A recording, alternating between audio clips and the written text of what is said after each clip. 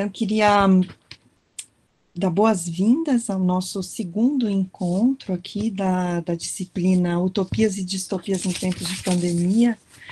O primeiro foi um bate-papo, a gente conversou sobre os temas, né, resultantes da nossa enquete. Então, a gente passou por todos os temas, trocou ideias, foi muito bacana. E essa é a nossa primeira sessão temática, então, né, e o tema é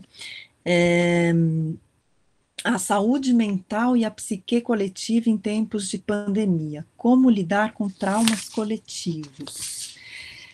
E nós temos duas convidadas que aceitaram, nós ficamos muito felizes, aceitaram o nosso convite. Então, a primeira delas é a Belinda Mandenbaum, ela é uma professora associada do Departamento de Psicologia Social e do Trabalho, do Instituto de Psicologia da USP, onde ela coordena as atividades de ensino, pesquisa e extensão. Tem uma atividade importante de extensão, né? De extensão do Laboratório de Estudos da Família, Relações de Gênero e Sexualidade. Ela é autora de Psicanálise da Família, de 2010, e de Trabalhos com Famílias em Psicologia Social, 2014. Então, é professora psicanalista, né, também, Belinda, não é? Você atua, né? E ela é minha companheira num grupo que a gente já mencionei aqui, que é um grupo de estudos, do Instituto de Estudos Avançados, que se chama Neoliberalismo, Subjetivação e Resistências. E então a gente tem discutido muito, tem tido discussões maravilhosas ao longo dos últimos anos aí, né? Enfim. Muito obrigada por ter aceito. E a nossa outra convidada é uma médica, é a doutora Tânia Maron Freire de Mello, e ela é médica psiquiatra, aqui, psicanalista, também coordenadora do Serviço de Assistência Psicológica e Psiquiatra ao Estudante, o SAP, né, aqui da Unicamp. A doutora Tânia também atua como supervisora dos residentes em psiquiatria, né, eu imagino agora, mesmo agora no meio dessa loucura, na unidade de emergência referenciada e no ambulatório de psiquiatria do HC aqui da Unicamp. E eu não sabia, Tânia, que da sua ligação com o IEL, eu acabei sabendo assim, quando eu fui ver, muito legal, você fez doutorado no IEL, né? Fiz lá. Uhum. E aí tem um grupo lá interessante, né, de pesquisa, o Outrarte, Psicanálise entre Ciência e Arte, muito bacana, achei muito interessante, assim. Então, agradeço muito as duas convidadas, né, esse é um tema que tem tantas facetas, né, o tema da saúde mental e da psique coletiva, né, em um momento, já é um tema em si, né, muito instigante, né, se a gente discutir sobre a nossa sociedade, os mecanismos de subjetivação, né, as relações líquidas, enfim, né, quer dizer, a gente teria já muitas discussões se não estivéssemos nós num tempo de pandemia, mas agora né. E sumiu a voz. Sumiu.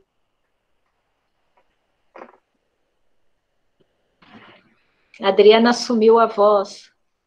Será que a ligação dela caiu? Adri?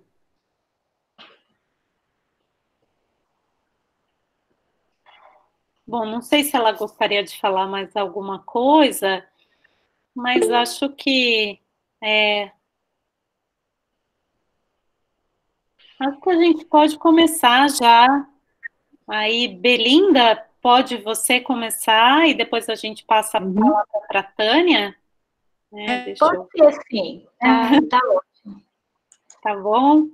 Tá Obrigada, certo. então, acho que ela já fez as apresentações.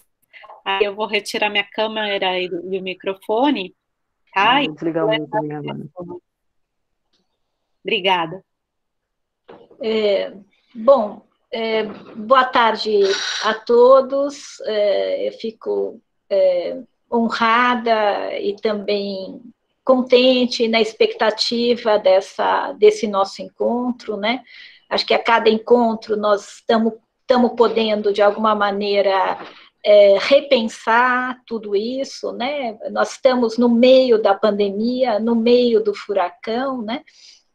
Acho que já um dos elementos que é importante a gente ter em vista é o quanto que, muitas vezes, a nossa própria capacidade de pensar, de elaborar, de processar o que nós estamos vivendo, ela, em alguns momentos, fica comprometida por uma série de fatores, não é?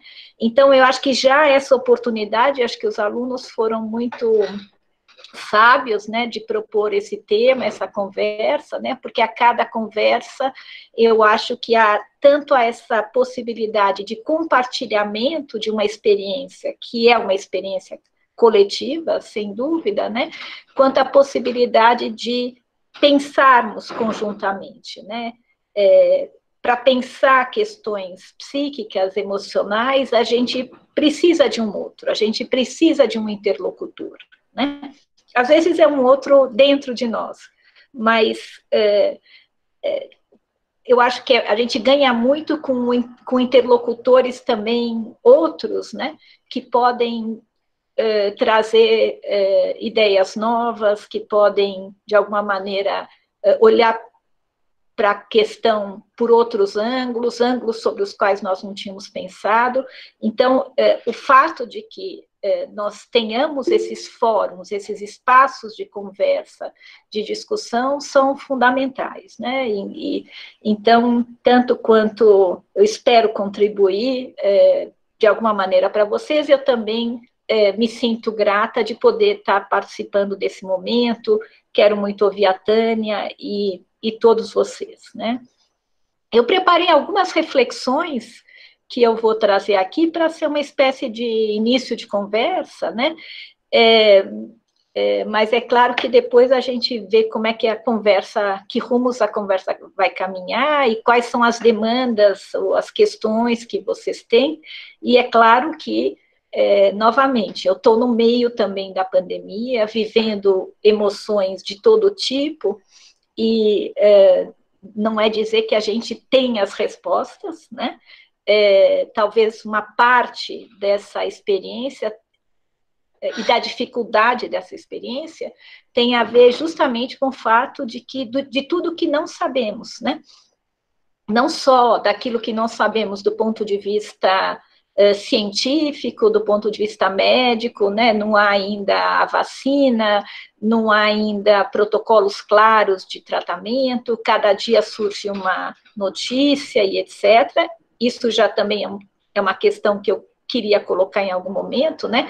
A importância de, diante desse cenário, que é tão promotor de confusão, a gente buscar buscar na medida do possível, né, informações confiáveis, né, fontes mais fidedignas de informação, né, acho que a OMS tem sido uma delas, por exemplo, né, escutar de alguma maneira, né, instituições e profissionais de saúde que tenham, enfim, confiabilidade, né.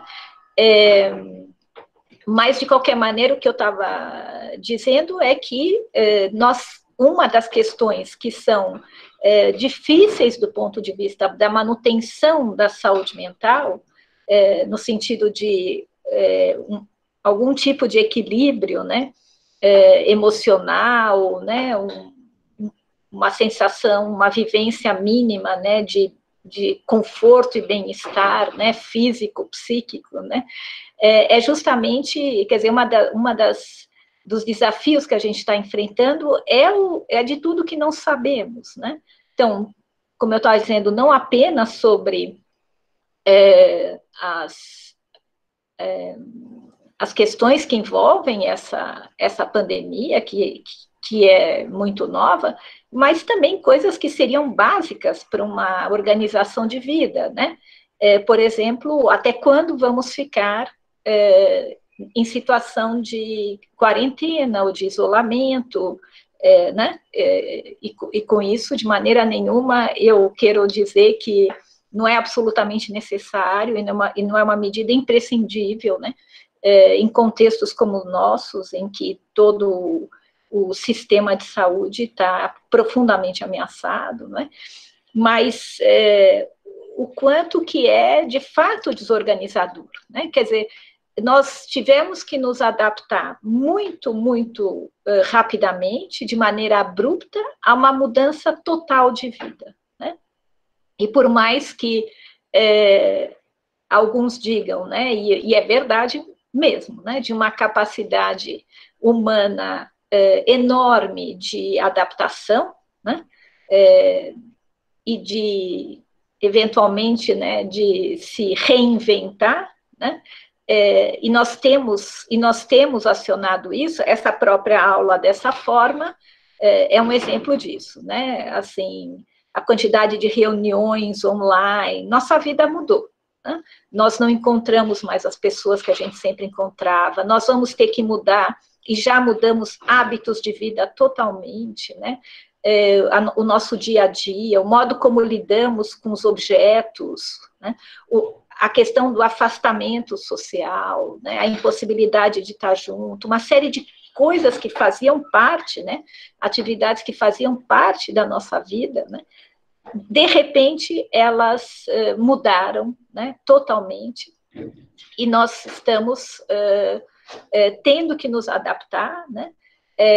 E é claro que essas adaptações, elas vão variar enormemente, né, a partir de uma série de fatores, desde idade, né, como é que as crianças estão se adaptando, né, e a gente fica morrendo de pena, né, de crianças que não vão mais para a escola, que não encontram amigos, que não brincam com outras crianças. A gente já pode pensar nos impactos, né, psíquicos futuros, né, disso. Às vezes vivem essa situação crianças muito pequenas sem entender direito do que se trata, mas ao mesmo tempo sentindo no ar, né, a angústia dos pais, a ansiedade, né, sem ter condições de elaborar exatamente do que se trata, né? Então, estou pensando em crianças pequenas, as crianças um pouco maiores, que de repente se veem a escola diante do computador, horas seguidas, né?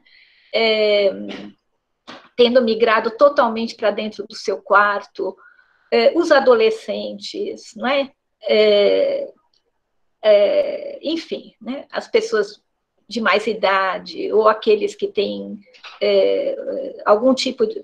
já tinham, né, dificuldades, enfim, né, das mais variadas, né, pessoais em dar conta da vida, né. É claro que a gente tem que pensar também nos atravessamentos fundamentais, né, relativos à classe social, né, a condições materiais, né, o que é tá em situação de quarentena ou está em confinamento, dentro de um apartamento. Vocês estão vendo aqui o meu, que é gostoso, tem livros, tem plantas, né? Tem um ambiente que é acolhedor, ou o que é, muitas vezes, está em condições muito precárias, né? De superlotação, em que as próprias medidas mínimas, né, necessárias de saneamento e higiene não existem, né? Os impactos disso para a saúde mental, o risco que isso traz e os impactos enormes do ponto de vista da ansiedade, né, em relação a si próprio, em relação aos seus, né, é enorme, né? Há atravessamentos de todo tipo, né, que, de alguma maneira, modificam essa situação, né? Então, só para resgatar o fio, né, eu falava de viver numa situação completamente nova, completamente desconhecida, há uma certa capacidade humana de adaptação, mas, ao mesmo tempo, os limites, né, concretos para isso, desde limites materiais, econômicos, ou limites de idade, e etc., né? Então, é uma situação muito complexa e multifatorial, né? Agora, sem dúvida, uma situação como essa mobiliza afetos, emoções, ansiedades, que talvez em outro contexto, a gente poderia pensar em alguma coisa do tipo, é um transtorno psicológico, né? Um nível muito alto de ansiedade, uma oscilação emocional, de manhã eu estou razoavelmente tranquila, de tarde eu estou em pânico, de noite eu estou desesperada, depois eu me tranquilizo vendo um filme, enfim, toda essas oscilações, né? Então, situações de medo, situações de confusão, situações de raiva, de tristeza, de depressão, né? Insônias, pesadelos, uma tensão aumentada, né? Tudo isso, talvez a gente, num certo limite, possa considerar que são reações completamente compreensíveis, né? A palavra normal é sempre complicada, né, de reações normais, mas são reações absolutamente esperadas, né, de toda a população, em relação a uma situação como essa, né? E, aliás, eu poderia dizer que não ter reações desse tipo é que chamariam nossa atenção, né? Porque alguém que, diante de uma situação como essa, né, não precisamos dizer nome, mas acho que a gente identifica, né? Nega a crise, né? E vai passear de barco no Lago Paranoá, esse sim, a gente acho que teria que pensar em psicopatia grave, né? Então, se a gente está vivendo tudo isso, então, desde já, né, todo esse turbilhão emocional, talvez seja um sinal de saúde psíquica, de saúde mental, não é?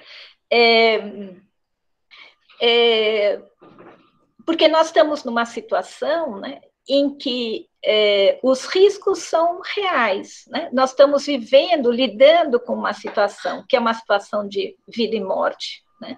Então, portanto, nós estamos lidando com as questões, com questões limites da nossa vida, né? A morte se tornou muito mais presente, né?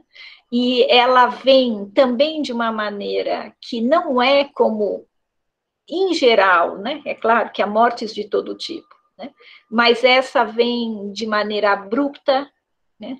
Essa vem de uma maneira que a gente inesperada, vamos dizer assim, né?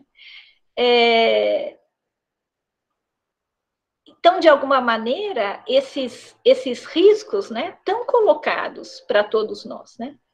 A gente até talvez, né, tenta organizar minimamente, né, pensar, bom, tem grupos de maior risco, é verdade, os idosos, aqueles que têm uma comorbidade, mas a gente no dia a dia vai vendo notícias, pessoas jovens, né, também,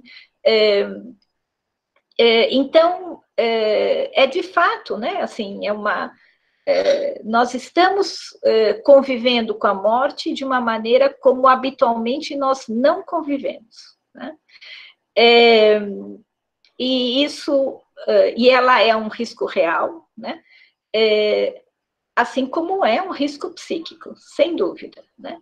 Agora, é claro que é uma situação também inusitada, por exemplo, quando nós pensamos em uma população que está na frente das lutas em relação à Covid, por exemplo, como os profissionais da saúde, né, em que, também no caso deles, que estão acostumados a lidar com a doença e com a morte, não é? É uma situação, num certo sentido, também inusitada, pelo fato de que é muito diferente, ainda que eu trabalhe com a morte cotidianamente, mas é uma doença e é uma morte do outro, né? É claro que há também doenças contagiosas, né, alguns casos, mas aqui é uma situação em que, de alguma maneira, essa urgência é uma urgência de todos, né? É a urgência daquele que está sendo cuidado, mas que se torna também uma urgência daquele que cuida, né? E é por isso também que nós temos visto no campo da atenção à saúde mental, tantos serviços que estão sendo disponibilizados, de atendimento, em grande parte, online, especificamente voltados para os profissionais da saúde, né?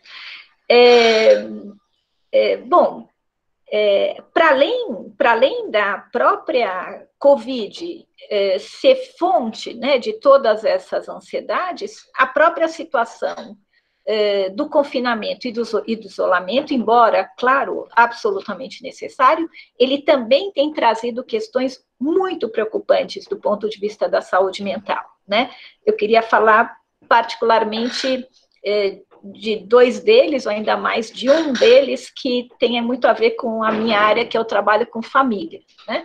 Então, por exemplo, um aumento muito grande no consumo de álcool e drogas, né, nesse período. Então, esse é um dado que é bastante preocupante, né? E um outro dado sobre o qual eu tenho trabalhado nesse momento, que é o aumento da violência doméstica, né? Da violência de gênero nesse período, né? Não é esse o tema hoje, mas dados, por exemplo, de um estudo das Nações Unidas prevêem um aumento médio em todos os países do mundo da ordem de 20% nos números ligados à violência doméstica, mas a gente tem que levar em consideração uma enorme subnotificação, né? Porque as mulheres, né, que em geral são vítimas da violência doméstica, mas não só as crianças, né? Também crianças vítimas de abuso sexual, que em geral se fazem dentro da própria casa, por um dos pais ou parente próximo, etc. O maltrato a idosos, né? Então, tudo isso, de alguma maneira, tem se intensificado nessa crise da pandemia. Só para vocês terem um dado mais aqui do estado de São Paulo, no período eu anotei aqui, de 16 de março a 24 de abril, houveram notificados em 2019, nesse período, houveram 3 mulheres assassinadas dentro de casa. E em 2020, nesse mesmo período, houveram 8. Né? Então, e todos os dados estão se mostrando de alguma maneira assim, né? Quer dizer, tem dobrado, aumentou em mais de 44% a procura ou a denúncia de maus tratos em casa dirigidas ao telefone da Polícia Militar, né? Então, e é claro que isso tem a ver com o aumento da tensão decorrente de questões econômicas, né? As pessoas, muitas estão, né, de fato, desesperadas, né, em relação à perda de emprego, à perda de renda, né? Conflitos que antes existiam e que se intensificam pela intensificação do próprio convívio, né? E a dificuldade também da mulher fazer a denúncia, porque ela também está em casa, né, isolada, e ela está muito mais agora sob controle do agressor, né? Então, e a própria denúncia pode fragilizá-la ainda mais, né? Pode vulnerabilizá-la, né? Se o agressor percebe que ela está fazendo a denúncia, né? Então, só para a gente, né, eu estou fazendo um certo sobrevoo, né, de questões que essa situação tem trazido para nós, né? Agora, a Fiocruz, né, a Fundação Oswaldo Cruz, que faz pesquisa em saúde, né, em vários estados brasileiros, tem lançado alguns dados que eu acho, e tem lançado dados e tem lançado cartilhas também com propostas de intervenção e de atenção no campo da saúde mental, mas não só, que têm sido interessantes, né? O que eles estão, o que eu encontrei lá como um dado da OMS, da Organização Mundial de Saúde, é de que de 1/3 a metade da população mundial deve vir a sofrer alguma manifestação psicopatológica, né? Agora, é claro que há níveis e intensidades dessas manifestações, né?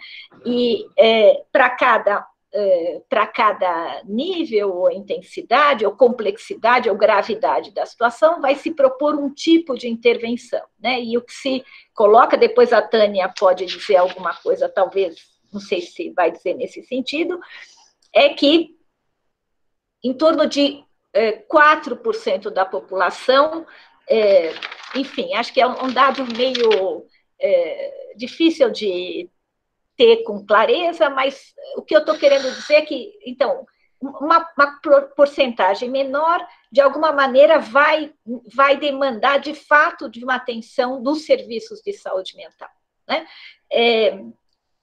Por quê? Porque, de alguma maneira, vamos dizer assim, a maior ou menor gravidade do transtorno mental, vamos dizer, né, que vai, como a gente está dizendo, né, num espectro tão amplo, que vai das reações esperadas até, de fato, uma situação de risco, de adoecimento, né, tem sido uma preocupação, por exemplo, ideações suicidas nesse momento, por exemplo, né, mas vão depender de vários fatores, né, entre elas, é claro, né, a proporção que toma essa pandemia, né, em cada local, em cada cidade, em cada país, né, de que maneira, vamos dizer assim, os governos vão respondendo à pandemia, né? Então, nós estamos já diante de alguma questão que nos afeta a todos como coletivo, né? Quer dizer,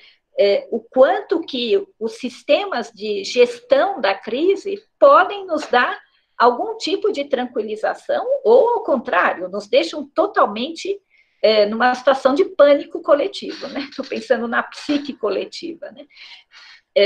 Então, lugares em que o sistema de saúde colapsa, né? Deixa as pessoas em muito mais pânico e ansiedade do que quando nós temos alguma garantia de que os protocolos de segurança estão sendo seguidos e que, de alguma maneira, a estrutura de cuidados na saúde, a gente pode contar com ela se precisar, né? Esse é um dado definitivo para a nossa ansiedade, de alguma forma, né?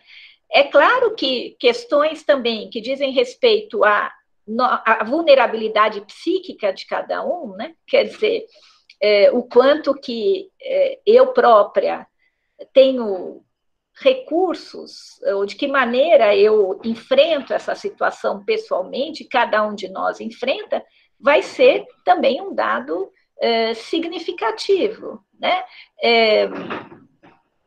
Se conseguimos confiar, né, nas nossas possibilidades de enfrentamento, se encontramos formas de nos adaptarmos à situação de quarentena de uma maneira que nos propicia mais bem-estar ou não, né? Há vários elementos do nosso funcionamento psíquico que podem nos tornar mais ou menos vulneráveis a essa situação. E já quero dizer que não se trata apenas de uma questão pessoal, né? Mas também se trata de questões que são também relacionais, que são também familiares, quer dizer, o quanto que eu posso me sentir pertencendo a um grupo, eu tenho uma rede socioafetiva, e eu compartilho com essa rede, uma rede de cuidado mútuo, né? Esse é um elemento também fundamental, né? No sentido de criar uma situação que me deixe mais segura, menos ansiosa, né? E me sentindo com mais condições de enfrentar esse momento, né? E é claro que as questões todas que estão ligadas a se essa rede socioafetiva está presente, ou de que forma está presente, né? Porque é claro que, com muitas pessoas da família, tem sido a experiência de muitos, a gente não tem podido estar presencialmente junto, né? Mas a possibilidade de estar em contato permanente, de estar conversando, de estar se preocupando um com o outro, não é? Ainda que com essa distância, é claro que é um fator que pode ser uma contribuição importantíssima para a manutenção da nossa saúde psíquica, né? E um outro fator também que também extremamente variável em diferentes contextos culturais ou religiosos, etc., e que faz parte dessas transformações abruptas que a gente está vivendo, né? É toda a questão do quanto que nós podemos manter, não só certas rotinas que foram quebradas, mas também ritos sociais, comunitários que foram rompidos, né? Então, a gente não está podendo mais se encontrar para comemorar aniversários, né? Ou para celebrar festas, né? Em diversas religiões, algumas cerimônias que não estão podendo acontecer, encontros, né? Para muitas pessoas é fundamental, né? Essa vida comunitária religiosa que não está podendo acontecer, e eu acho que o mais difícil de tudo isso, né, é a questão toda dos lutos, né? Ou seja, do quanto que as pessoas que estão infectadas e precisam ir para um atendimento hospitalar, né, são afastadas dos seus familiares, né? Muitas vezes o contato fica extremamente difícil, né? Eu sei de hospitais que muitas vezes nem permitem que os doentes levem para a UTI, e tem lá seus protocolos, seus motivos, celulares ou tablets e tal, né? Claro, podem interferir em procedimentos e tal, a pessoa fica, então, desconectada, e, infelizmente, né, no caso da morte, né, não pode haver velórios, não pode haver... As pessoas não podem ir aos enterros, né? Os caixões são lacrados, então, eu acho que tudo isso é promotor de um enorme trauma pessoal, familiar, coletivo, né? Porque nós sabemos, né? Isso, enfim, está no próprio Freud, por exemplo, né? Da importância fundamental de fazermos o luto, né? De podermos fazer um luto, né? E não só do ponto de vista psíquico, né? Quer dizer, as diferentes culturas, as diferentes religiões, as diferentes sociedades, de alguma maneira, sabem dessa importância, né? De nós podermos, de alguma maneira, nos despedirmos, chorarmos os nossos mortos, né? E irmos progressivamente nos afastando, né, deles, um tempo que pode levar meses, mas que nós vamos progressivamente podendo nos afastar. E para isso, né, os rituais que envolvem a presença, nós podemos estar do lado, vamos dizer, desse ente querido morto, é fundamental para essa elaboração, né? Por exemplo, esse é um tema que volta também, por exemplo, em relação aos desaparecidos da ditadura, né? Das diferentes ditaduras, né, que fizeram desaparecer pessoas, né?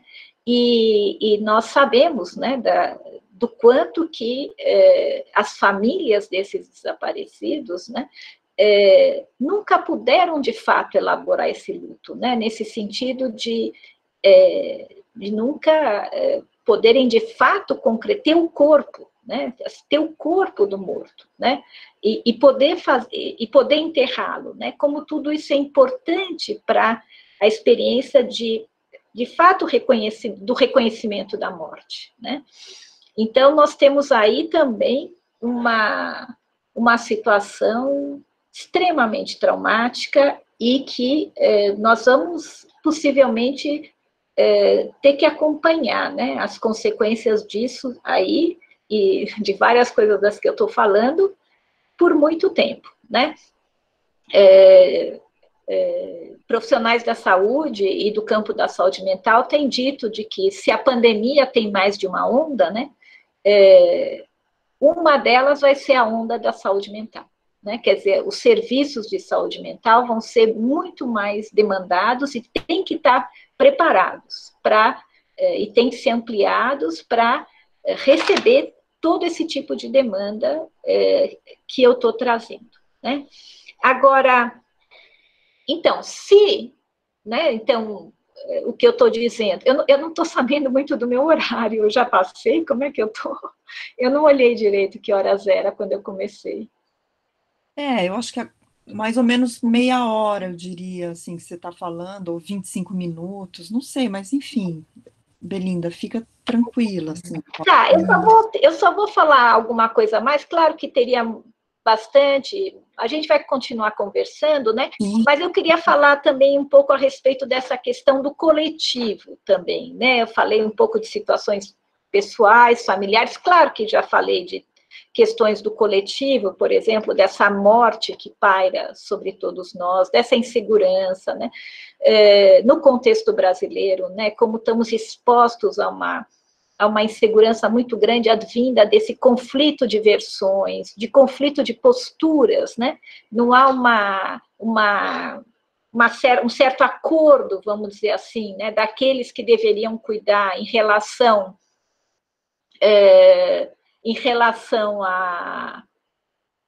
aos procedimentos necessários, né?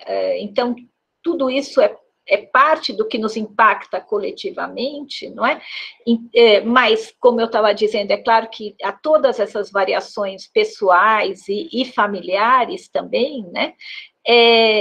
Mas também é verdade que quando a gente... O que quer dizer falar de um coletivo, do ponto de vista psíquico, né?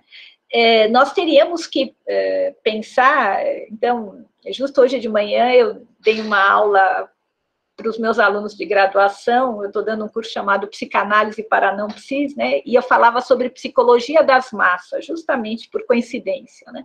Que é um texto do Freud, de 1920, Psicologia das Massas e Análise do Eu, né? E é um texto interessantíssimo, né? É um texto que ele escreve em 1920, portanto, logo após a Primeira Guerra Mundial, e, de alguma maneira, pensando, né, a questão da ascensão do fascismo, né?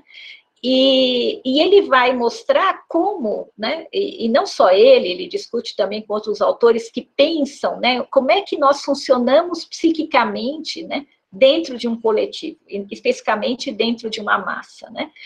E algumas das características desse funcionamento têm a ver, muitas vezes, né, com mecanismos muito fortes de regressão psíquica, né? Eu não vou poder entrar muito por aí, mas, assim, a ideia de que os indivíduos na massa, muitas vezes, eles tendem, né, nós, quando fazemos parte de um coletivo massa, muitas vezes nós tendemos a, de alguma maneira, suspender, vamos dizer assim, né, uma certa capacidade de pensar, uma certa autonomia do pensamento, né? Muitas vezes nós liberamos, né, afetos, impulsos, né, que em outros momentos estariam mais contidos, né? Então, eu estou trazendo isso, né, porque eu acho que isso também faz parte do que a gente está vivendo, né? Ou seja, de que nós somos também, né, tomados, né, por confusões coletivas, pânicos coletivos, né? Às vezes uma dificuldade de poder, de alguma maneira, com tudo isso, né, com todas essas emoções afloradas, né, poder pensar, né, de uma maneira mais crítica, né, e então, de alguma maneira, eu acho que esse pode ser, né, quer dizer, um aspecto do nosso funcionamento mental como parte desse coletivo que está vivendo, de alguma maneira, compartilhando essa experiência, né, essa experiência com esse caráter extremo, né. Mas, por outro lado também, e aí eu vou, por enquanto, finalizar minha fala, né, eu acho que nós temos assistido, né, uma série de elementos, elementos não é uma boa palavra, né, mas uma série de fenômenos, né, que são do coletivo também, né, e que, de alguma maneira, podem ser aspectos muito positivos do nosso funcionamento como país, como sociedade, né? Então, desde movimentos de solidariedade, né, que têm se, de alguma maneira, se difundido, né, em todo o corpo social, nos mais diversos níveis, né, pessoas, empresas, claro, com todas as diversidades disso, né, mas o trabalho todo de voluntários, de doações e etc., né? E mesmo grupos profissionais, né, que têm trabalhado de uma maneira heróica, né, dentro dessa situação, os profissionais da saúde acho que são uma parte disso, né? Como eu acho que como grupo social, né, eu acho que a gente também pode acionar, e tem acionado, memórias coletivas da nossa história, né? Que, de alguma maneira, também podem trazer ensinamentos, né? Sobre o que é passar por essa experiência, né? Sobre a dor dessa experiência e sobre as possibilidades de algum tipo de superação ou dos limites dessa superação. Então, é interessante como, por exemplo, algumas catástrofes humanitárias anteriores têm sido retomadas na nossa memória coletiva, né? Desde guerras, né?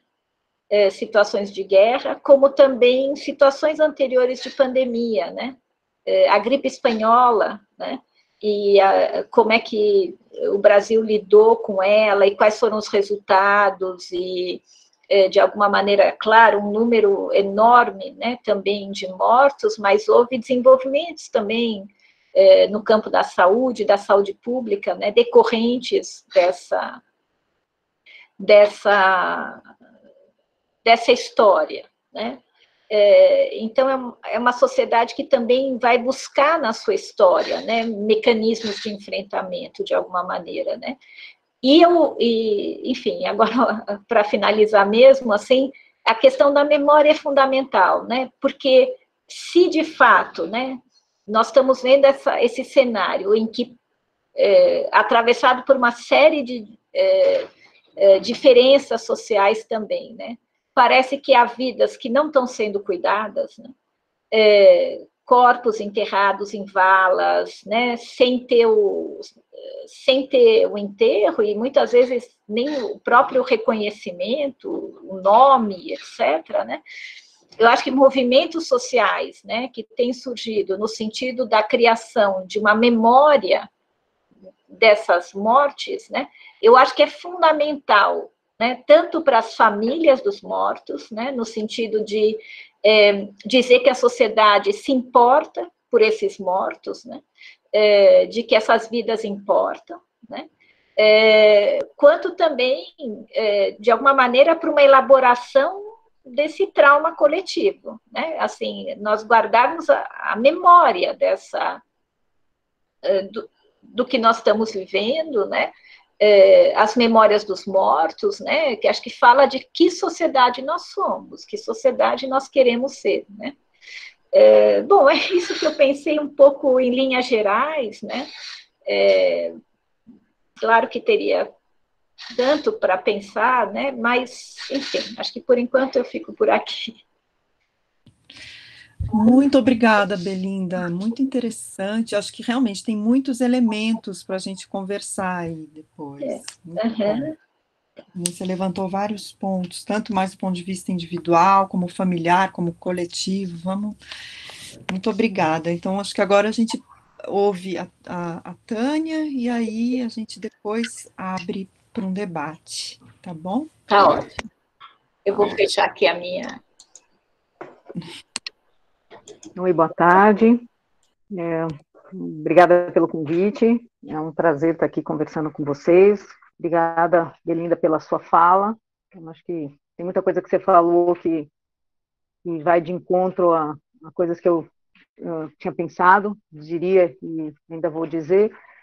Então, eu acho que eu vou pegar esse gancho também, né? No Psicologia das Massas e Análise do Eu, né? Existe essa ponte mesmo entre o que é do coletivo com o que é do sujeito, né? Mas vamos, começando assim pelo coletivo e pegando o gancho naquelas estatísticas que você tinha colocado, eu vou dar um panorama um pouco disso, para daí a gente ter uma ideia e passar para o contexto, né? Falando nas estatísticas mais recentes, né, segundo a OMS, né, a última pesquisa de 2017, a taxa de prevalência de transtorno depressivo no Brasil gira aí em torno de 5,8%, tá? Em relação ao resto do mundo, isso em 2017, né? Eu acho que isso antes da última eleição, antes né, de outros avalanches aí que vieram né, antes da pandemia, etc. Mas existia, a gente estava ali mais ou menos na média, nós não somos nem muito nem pouco em relação a outros países do mundo. No entanto, nós somos os campeões mundiais de ansiedade. O Brasil tem aí, em média, 9,3 de ansiedade, transtorno de ansiedade, contra o segundo lugar aí, que fica em torno de 5. Então, o Brasil é o país que, né, existe essa ideia aí, essa narrativa de que é o país da cordialidade, né, do carnaval e tal. Nós temos muita ansiedade no Brasil, e a região, existe um estudo aí que chama São Paulo Megacity, que compara as grandes regiões metropolitanas do mundo, né? Então tem São Paulo, Cidade do México e outras grandes regiões. Dentro da região metropolitana de São Paulo, 19,9%. E a gente não está falando de ansiedade subjetiva, a gente está falando do que, claro, dentro dos limites do que a psicometria coloca, mas nós estamos falando de transtorno de ansiedade, né? Aí entra uma série de questões que vão desde as desigualdades mesmo, né? Desigualdade socioeconômica, mobilidade urbana, todas essas questões, violência, tudo isso que a gente sabe que causa, né, um nível de estresse que, se acumular, passa a ser um transtorno de ansiedade mesmo, né? Se a gente pensar, tem muita gente da região metropolitana de São Paulo que, quando sai de casa, não sabe quando nem como vai voltar, né? Então, esse era o panorama pré-pandemia, né? Já era, vamos dizer assim, uma questão para se pensar, e as projeções da Organização Mundial de Saúde para 2020, né, para 2030, desculpa, né, dentro lá dos objetivos do desenvolvimento sustentável, era que transtorno depressivo seria a segunda doença mais incapacitante do mundo, depois das doenças ortopédicas, né, ou problemas de coluna, que ainda ficam em primeiro lugar. A gente tem que lembrar que uma incapacidade desse tipo, né, do tipo problema de coluna, uma coisa assim, causa, vamos dizer assim, afastamentos pontuais mais curtos, né? Quando alguém se afasta por um problema de saúde mental, geralmente o afastamento é mais longo, né? E o tratamento é mais complexo, porque nesse campo que a gente está aí na fronteira entre o que é físico e o que é psíquico, é multifatorial, né? E as soluções também são bem mais complexas, complexidade no sentido forte da palavra, de precisar de várias ferramentas para poder lidar com o problema, né, porque ele é definido por muitos fatores, né. Se a gente pensar da pandemia para cá, o que eu vejo é que, assim, a gente está falando de ruptura mesmo, né. Então, como é que a gente fica diante da ruptura? Existe uma ruptura que é nesse nível coletivo, que tem a ver com distanciamento social, que tem a ver com quebra aí, né, acho que não do laço social, mas da forma como ele se dá, né? Que é nos encontros, nos rituais de encontro, nas maneiras como isso se manifesta socialmente, né? A gente sabe que laço social interno para o sujeito é uma outra coisa, mas essas manifestações, né? E como é que cada um subjetivamente lida com isso, né? Então a gente se viu, né? Aí eu vou falar um pouco você estava falando da sua experiência, eu vou falar um pouco da experiência do serviço, né? E da comunidade dos alunos da Unicamp, né? Que meu arroz com feijão. De repente a gente se viu numa situação de um dia para o outro não estar mais na universidade fisicamente, né? De ter que passar de um curso que foi programado para ser presencial para um sistema de EAD, que coloca né, em evidência as desigualdades de acesso digital, né, as desigualdades de condição de estudo, as desigualdades de condição de moradia, porque tem pessoas que têm mais condições de trabalhar, tem mais privacidade, tem mais, né, tem pessoas que têm menos. Não é só isso que define, tem pessoas que funcionam melhor num formato e tem pessoas que não funcionam nesse formato. Então, uma queixa muito comum, por exemplo, que eu estava vendo assim, não consigo mais me concentrar, né?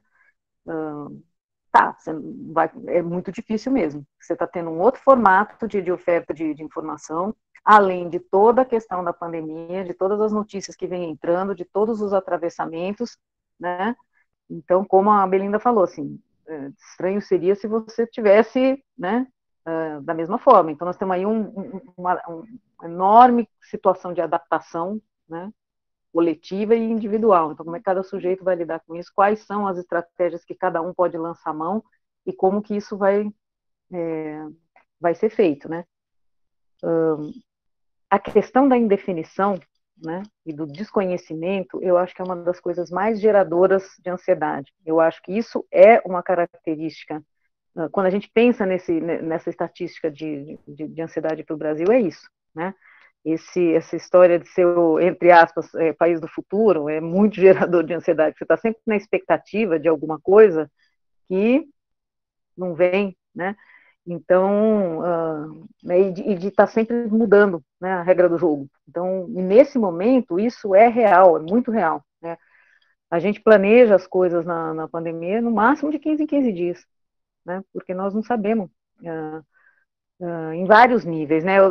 Além de fazer a coordenação do serviço, né, de ter uma prática privada, a gente montou um serviço de apoio para os profissionais de saúde do HC, né? Porque eu também trabalho no HC. E o que a gente está vendo, né? Assim, tem dia que a equipe está e tem dia que vai ser outra equipe, porque tem gente que está se afastando. Então, a gente tem que trabalhar com quem está, do jeito que está.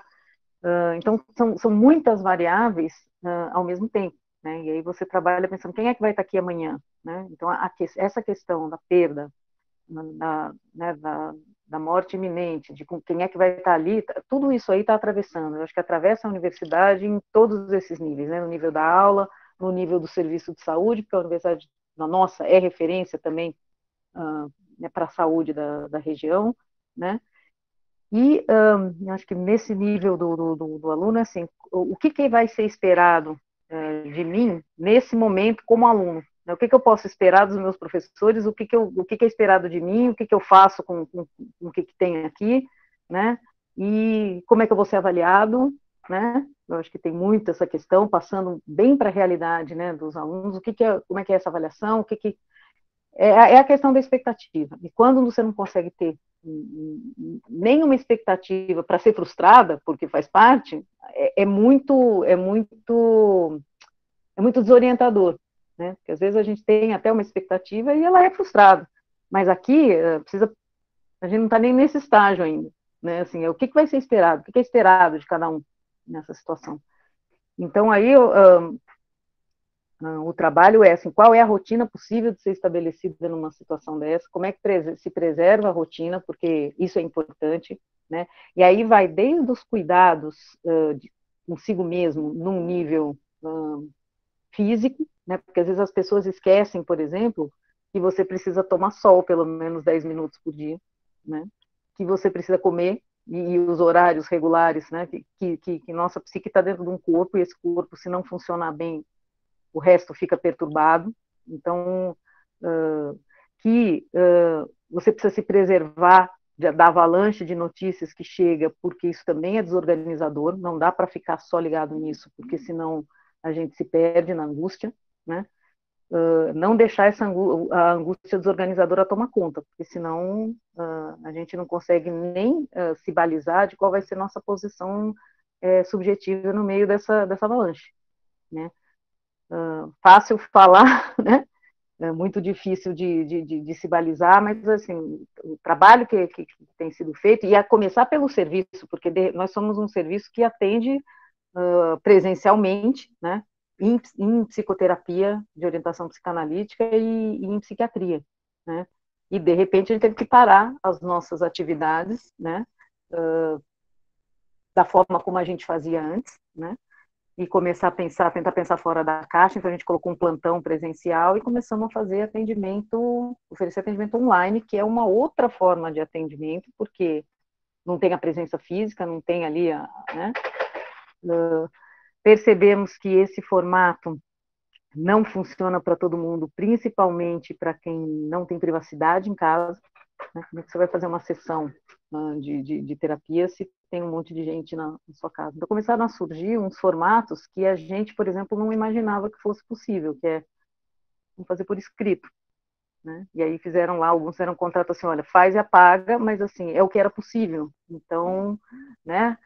E com isso, por exemplo, tivemos, por consequência, pessoas que tinham uma questão com organização da escrita, que se organizaram para escrever para isso. E teve um efeito interessante de organização da escrita, inclusive para outras questões.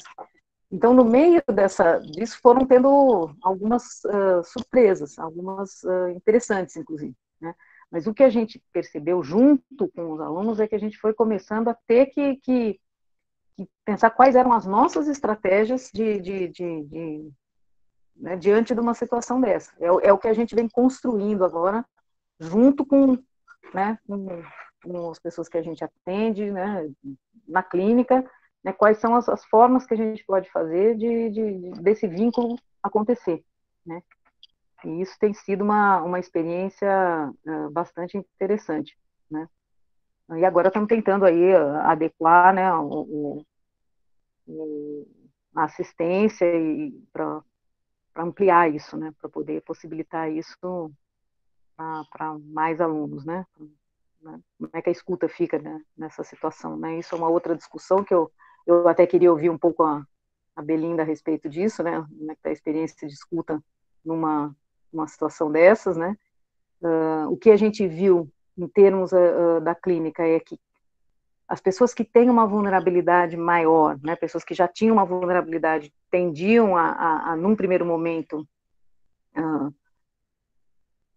agudizar, né, talvez ficar mais vulneráveis ainda, mas existe uma questão que tem a ver com o distanciamento social mesmo, que isso vai, ao longo do tempo, com o prolongamento do distanciamento social, isso vai cobrando seu preço, né? Então, como é que a gente vai poder se organizar agora para, né, para dar conta disso, e como que a gente vai poder fazer com isso, né? Eu acho que eu vou abrir para perguntas, para ficar uma coisa um pouco mais dinâmica, e aí a gente vai conversando a respeito. Seria legal isso. Tá ótimo, Tânia. Muito obrigada. Muitas questões aí que surgem. Eu posso abusar do meu papel aqui e fazer já uma primeira? Não, eu acho assim, como eu e a Milene estamos na coordenação de graduação, né? E o meu choque quando eu entrei lá foi ver, gente, quantas pessoas com ansiedade, né? Enfim, achava que fosse só eu.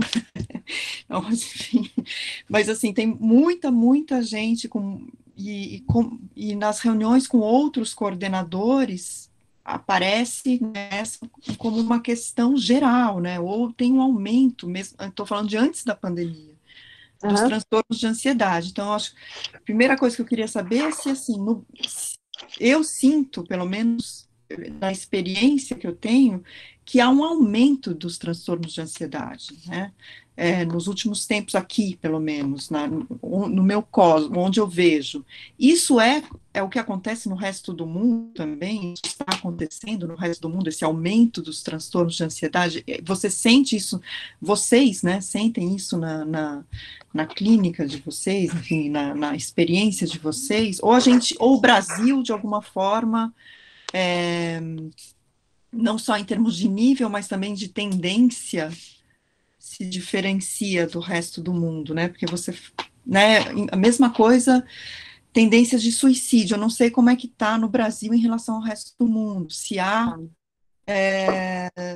no Brasil isso está crescendo, porque eu acho que no resto do mundo vem caindo. Há políticas que estão conseguindo controlar isso, né? Mas no Brasil, eu não sei. Eu ouvir um pouco, porque eu acho que essa é uma questão de política pública também, né? Uma questão de política pública, e eu queria saber um pouco disso, como é que, em relação ao suicídio, porque no fim das contas, esse é um espectro, né? Fica é um risco, né? É um risco, né? Dos transtornos, enfim, os problemas de saúde mental, e eu acho que no Brasil, em termos de política pública, pouco se faz. Eu não sei se eu estou enganado, eu sei porque eu não sou da área, mas enfim. Não, eu acho que você está certa. Tem duas ponderações que eu faria, depois se a Belinda quiser falar alguma coisa a respeito, acho legal ouvir, que é o seguinte, eu acho que tem uma parte sintoma da contemporaneidade, né? Tem ansiedade e tem depressão. Tem a ver com a forma como o mundo funciona hoje, então não é de se estranhar, porque existe aí um imperativo de felicidade o tempo todo e tudo tem que ser para ontem. Isso tem a ver com toda essa forma aí de organização, né, social, de produção que a gente tem, que vocês economistas entendem melhor disso do que eu. Existe uma hipermedicalização, uma hiperdiagnostificação da vida, né? Isso tem a ver também enfim, com como é que funciona a nossa sociedade hoje contemporânea. A gente pode fazer uma discussão, né? O Bauman faz uma discussão interessante a respeito disso, e eu acho que vale a pena fazer essa discussão. Para além disso, eu acho que existe, até pela questão de como é que o tecido social funciona, se a gente pode chamar assim, né, aqui no Brasil e no mundo, né, de ter pouco enquadramento disso agora.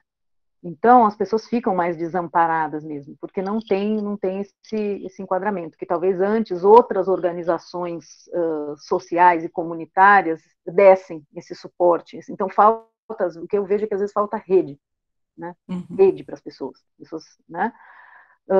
Essa questão do suicídio, você tem uma percepção que é correta, Andena, pelo seguinte, o Brasil nunca foi dos países que tivessem a maior taxa de suicídio. Se a gente for comparar na década de 80, por exemplo, com o Japão ou com alguns países do norte da Europa, não. O que aconteceu? Da década de 80 em diante, sim, tiveram políticas públicas de educação, de restrição a acesso, né? Por exemplo, fizeram um estudo na Europa, e principalmente na Inglaterra, que tinha lá uma medicação que era de uso comum, né? Você tinha acesso na farmácia, e você pode usar para fazer um suicídio. O que a pessoa fazia? Abria, botava tudo e tomava. O que eles puseram? Um blister, que leva lá X segundos para a pessoa abrir. Até a pessoa terminar de abrir, você já parou para pensar, porque na maior parte das vezes as tentativas de suicídio são por impulso. Então, se o sujeito tiver um pouco de tempo, esse tempo é um tempo precioso. A mesma coisa quando você fala em restrição ao acesso à arma de fogo, por exemplo, ou a métodos mais letais, né? O Brasil, nesse sentido, não fez a lição de casa, né? Então, relativamente, né, comparado com outros países, né, claro que a gente faz também uma estratificação por faixa etária, então, a gente sabe que vem crescendo relativamente na população mais adolescente, isso tem a ver com uma série de outras questões aí que também é da nossa contemporaneidade, mas a curva do Brasil cresce um pouco mais em relação aos outros países e tem a ver com políticas públicas, sim. Obrigada. A Belinda quer falar? Belinda, não sei se você quer falar alguma coisa sobre isso. Acho que a Milena disse que queria pegar uma carona aqui dessa pergunta. Eu não queria monopolizar também, mas acho que aí, a partir do que a Belinda e a Tânia falaram, né, e até nessa última fala da Tânia, eu me pergunto sobre se a própria depressão e os transtornos de ansiedade não seriam uma pandemia no contexto contemporâneo, né, que a gente vê. Vocês mesmas trouxeram o caráter social dessas pandemias, né? Uma coisa assim, a falta de sol, a depressão no norte da Europa, e achei muito interessante a Tânia falando que a gente tem, nós brasileiros temos transtornos de ansiedade, e até às vezes as questões do suicídio, como foi estudado pelo Durkheim no século XIX, elas também são questões sociais, né? Tem relação a gênero, tem relação à classe social, e aí a gente vê uma pandemia de saúde mental, e há que se questionar relativamente ao tema da disciplina, será que a gente perdeu as nossas utopias e o nosso mundo ficou tão concreto, né, a ponto de a gente deprimir ou ficar ansioso, e isso se tornou uma pandemia social, né, e me pergunto também se essa epidemia seria, a própria Tânia falou do caráter do suicídio, né, que tem aí um laço comunitário, né, e o Durkheim também discute isso, às vezes você tem diferentes tipos de suicídio, e aí isso depende, né, se é uma sociedade muito individualista, se é um suicídio fatalista, se é, né, se é ao contrário, é uma sociedade que tem um controle sobre o indivíduo, né. E aí, será que essa pandemia seria capaz de resgatar esses laços coletivos? Porque às vezes eu tenho dúvidas, mas eu gostaria de ouvir de vocês, né? Primeiro, se a depressão é uma pandemia no mundo contemporâneo, em que sentido a gente pode encarar dessa forma, e que lições a gente pode retirar do coronavírus, uma pandemia que se sobrepõe a essa.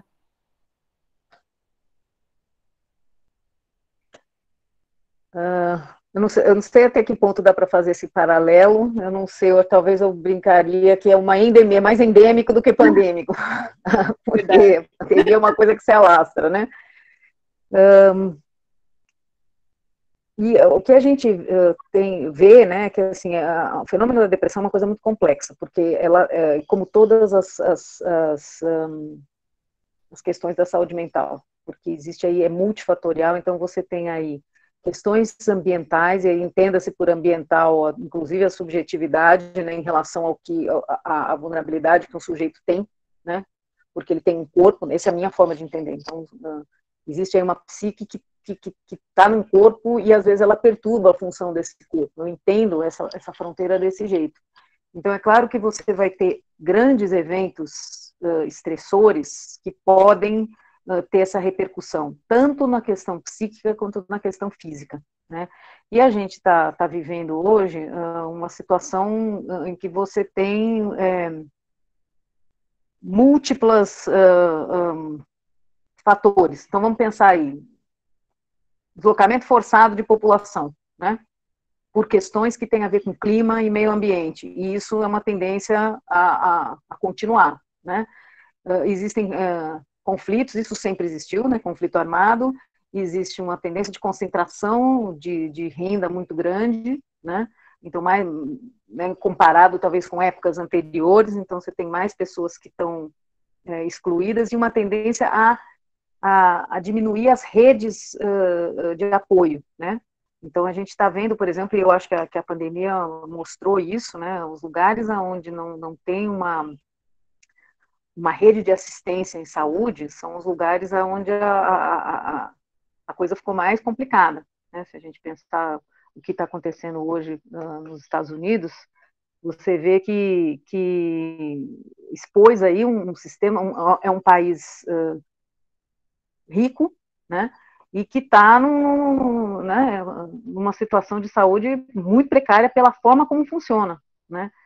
Então, não sei se dessa pandemia vai sair, eu acho que vão sair transformações, eu não acho, Milena, que vai ser a mesma coisa, né? Agora, o que vai sair, a gente vai ter que ver. Eu acho que no nível individual de cada sujeito, eu vejo que podem sair coisas muito boas, que as pessoas às vezes fazem, né, arranjos, e aí vamos ver como é que isso vai ser coletivamente, né? Não sei o que a Belinda pensa. Bom, eu acho que, de alguma maneira, ouvindo a Tânia, eu não conhecia, mas eu gostei muito de ouvir, e acho que é muito afinado com a maneira como eu penso uma série de questões, né? Acho que uma posição crítica, né, que leve em consideração os contextos sociais, né, para pensar a questão dos transtornos mentais, né? Acho que a única coisa que eu acrescentaria, e acho que é uma coisa importante, né, é que nós vivemos, né, estou pensando a sociedade brasileira, numa sociedade que é profundamente violenta, né? E que sempre foi profundamente violenta, né? Ela tem violência de classe social, ela tem violência de gênero, violência de raça, né? Violência contra jovens, né? E eu tenho a impressão, né, que bom, e para falar do grupo ao qual eu e a Adriana pertencemos e no qual nos conhecemos, né, que estuda as questões do neoliberalismo, né? Então, para além de uma história social violenta que vem desde o genocídio indígena, né, das rupturas que produziu nas comunidades indígenas e produzem até hoje, né, trazendo sempre, né, um enorme sofrimento, a questão da escravidão, que o Brasil nunca elaborou, né, nunca elaborou essa história, é um trauma que se repete na nossa história, né? A história da ditadura, que de alguma maneira se repete na forma de torturas policiais, né, assassinato e desaparecimento de jovens, né? Então, há um enorme desamparo no Brasil, há um enorme desamparo, né? E nesse contexto de uma história social tremendamente violenta, veio pairar aqui um regime neoliberal, né? Uma economia neoliberal, que basicamente, né, a gente conversou bastante sobre isso, né, Adri, que deixa cada um por conta própria, né? Cada um é uma empresa, cada um tem que saber se virar por conta própria, né? Então, todo, vamos dizer assim, o estado de proteção social se retraiu tremendamente, né? Cada um tem que se virar, tem que se cuidar de alguma maneira, tem que dar conta de si e da sua família, né? Diante de um Estado que se omite, né? Nesse sentido, né? Que está vinculado a outros interesses, né? Do capital, e o que nós vemos é isso, né? Cidades em ruínas, né? Uma precariedade, uma miséria, né? Então, eu acho que é até difícil a gente separar, né, vamos dizer, um transtorno como depressão de todo esse contexto. E, vamos dizer assim, né, também dentro do contexto do avanço neoliberal, vamos dizer assim, né, isso que a Tânia já falou, né, um modo de tratar dos transtornos mentais, ou tratar do sofrimento psíquico, que é da hipermedicalização, né? Então, o que é que a gente teria que se perguntar, o que a gente está chamando de depressão, né? Porque eu muitos anos num centro de saúde, escola, da Faculdade de Saúde Pública, né? E a gente discutia muito essas questões, né? Uma mulher chega na sala de atendimento e começa a chorar, o médico passa um antidepressivo, né? Porque ele não tem tempo, ele não tem disponibilidade de ouvir, né? É verdade que o campo da saúde mental mudou bastante, né, do ponto de vista das políticas públicas, né? Mas eu acho que isso ainda é uma realidade, a realidade de uma enorme medicalização, né? De crianças, né? É assustador, a Tânia talvez tenha mais dados sobre isso, né? A intensidade do diagnóstico dos transtornos de déficit de atenção, né? O que antigamente era a criança bagunceira ganhou esse diagnóstico e é medicada, né? Em proporções exponenciais, né? Então,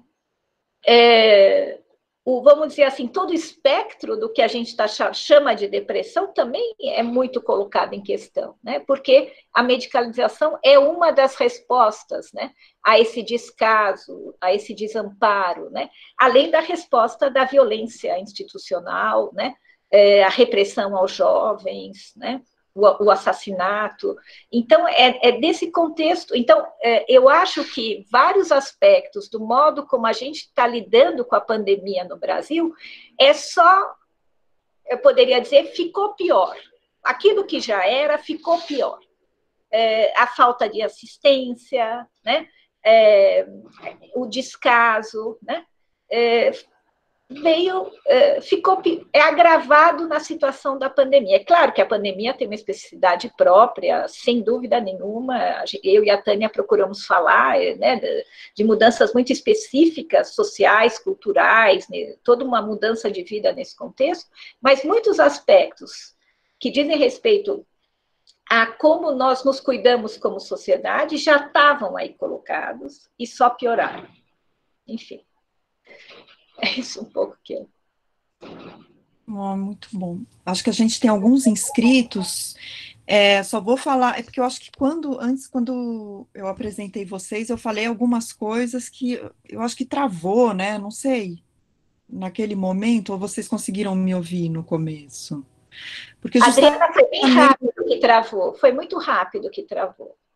Tá, porque nesse momento, de fato, assim, o que acontece é que, eu acho, concordo, vou só fazer um comentário, que você tem uma sociedade que já está adoecida, né? Então, que a gente vem tratando os mecanismos de subjetivação neoliberais, ou nos termos do Bauman, né?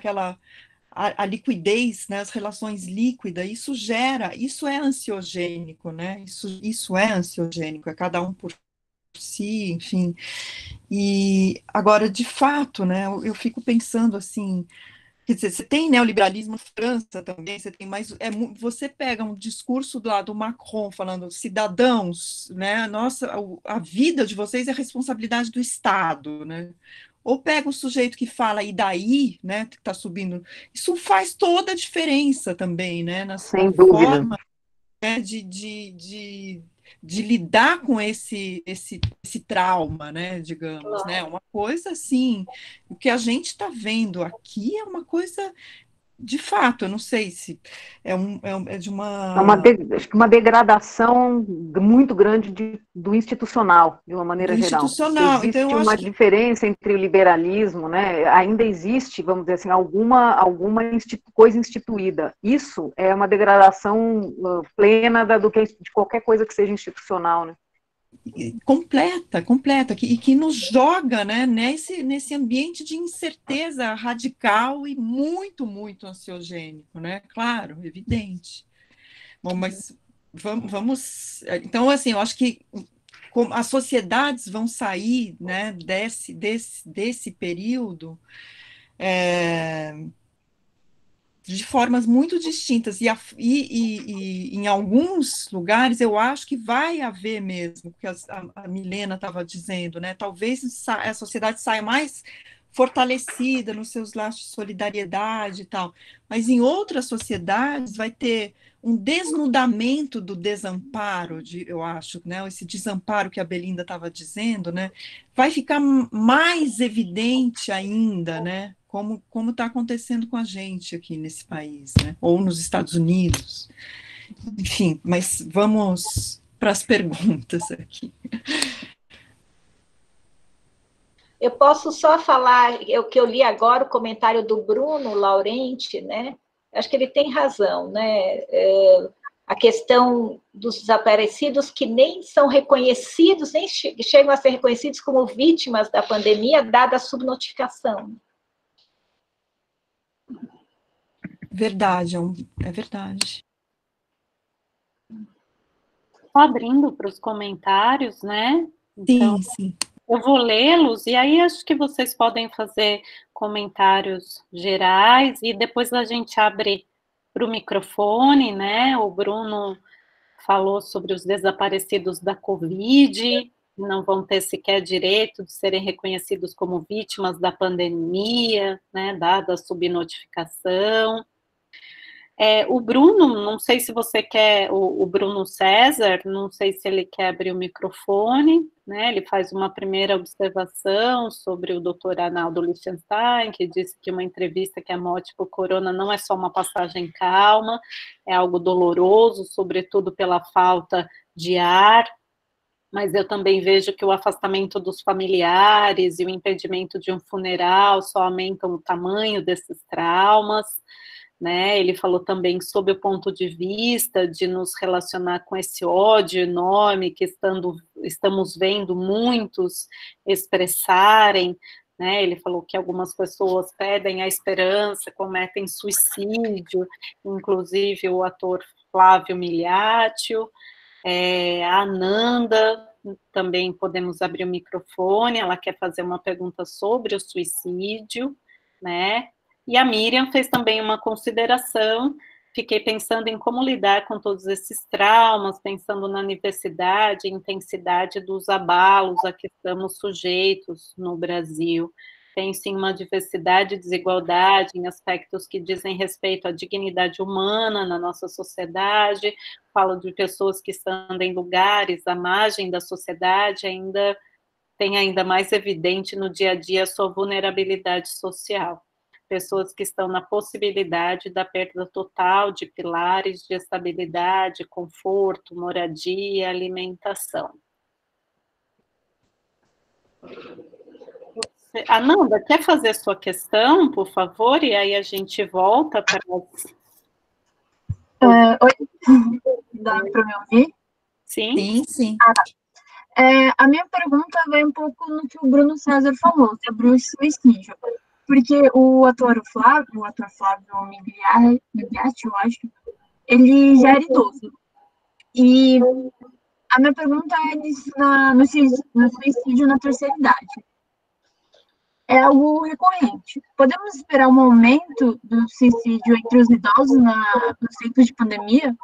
Principalmente porque essa faixa etária, ela faz parte do grupo de risco. Então, tipo, a gente pode ver isso ou não? Deu para entender a minha pergunta? Não sei se eu me embolei toda. Não, deu para entender, sim. Também entendi. Bruno, Bruno César, você quer fazer alguma colocação e depois a gente abre?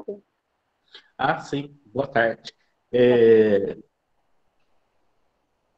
Eu gostei, acho que a senhora já leu, era que ali mesmo que eu queria saber, como que a gente lida com tanto ódio que está se expressando, a gente está vendo as pessoas batendo em profissionais da saúde, né? Às vezes é copeiro mesmo e tal, ou trabalha na lavanderia, ou enfermeiro, não só o médico, né? E também a gente está vendo pessoas indo lá em Brasília, né, fazendo protestos contra esse isolamento. E assim, como a primeira convidada já disse, né, já tem muitos traumas, né, relacionados à morte, e ainda mais tem essas pessoas, né, que expressando ainda mais ódio, ainda mais raiva. Eu não sei, eu não estou esperando assim uma resposta, né, assim, eu digo no sentido assim, a certeza como que a gente lida, né? Mas um direcionamento mesmo, o que a gente faz nesse tempo? A gente não pode sair de casa para fazer um protesto, para abrir a boca, para ir lá lutar, e ao mesmo tempo a gente, né, sendo alvo de tanto ódio. Ok, acho que podemos abrir, né? Depois a gente faz uma segunda rodada, se der tempo. Bom, em relação a essa questão dos idosos, né, não, na região de Campinas, no último estudo, começou a ter uma tendência de aumento de suicídio entre idosos. Isso está diretamente ligado a questões socioeconômicas e a desamparo. Se a gente for ver, por exemplo, no Chile, isso tem acontecido, né? E o Chile é conhecido por ter tido políticas, né, instauradas lá na época da ditadura, de muita, né, políticas absolutamente neoliberais e mudanças, né, na forma da previdência social deles, que deixou os idosos de hoje muito desamparados do ponto de vista da saúde, do ponto de vista econômico. Então lá, né, ao contrário da tendência mundial, em que o suicídio vinha crescendo na população mais jovem, né, de adolescentes, né, só para vocês terem uma ideia, né, na Europa, no hemisfério norte, nos Estados Unidos, o suicídio é a segunda causa de morte de 15 a 25 anos, só perde para acidente de trânsito. No Brasil é a terceira causa, porque existe morte violenta, né, que é o problema da violência urbana. No Chile isso aumenta, tem uma tendência leve agora na região de Campinas, mas não é maior do que entre jovens. Mas isso está ligado, sim, a esse desamparo. Se eu entendi o que a Nana está perguntando, é que nesse momento, pelo isolamento social e por eles serem um grupo de risco, existe uma vulnerabilidade maior para isso. Eu acho que é uma hipótese, Ananda, a gente não sabe muito bem como isso vai se comportar, nós vamos ter que ver, né, porque os idosos estão em diferentes situações, tem muito idoso no Brasil que mora com a família, tem muito idoso no Brasil que, inclusive, ampara a família com suas aposentadorias, isso é, inclusive, um problema para o isolamento social, né? Quando se falou da quarentena horizontal, por exemplo, não vertical, um dos limites para isso é justamente o fato de que muitas famílias moram com os seus idosos, né? Então, a gente vai ter que ver como é que isso vai se comportar, né? Agora, que fica mais vulnerável por ser grupo de risco, sim, mas eu acho que teria que ter um estudo melhor para saber quanto dos idosos estão de fato sozinhos e quantos não estão.